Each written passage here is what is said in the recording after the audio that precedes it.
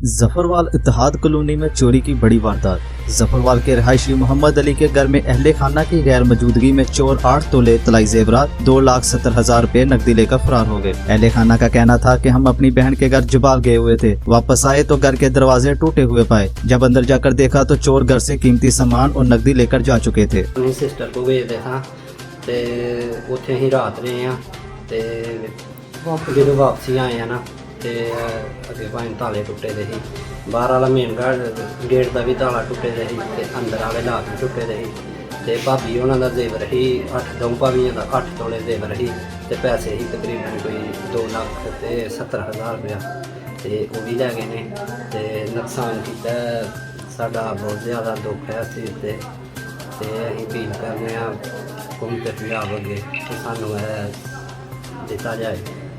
अहले खाना और जफरवाल के बासियों में रोज बरोज चोरी की बढ़ती हुई वारदातों पर तफ्तीश की लहर पाई जाती है। कैमरामैन टीम के साथ कलीम अब्बास, जफरवाल। हमें सपोर्ट करने के लिए हमारे चैनल को अभी सब्सक्राइब कर लें और बेल के आइकन पर क्लिक करके हमारी लेटेस्ट वीडियो की नोटिफिकेशन बर वक्त हासिल करें।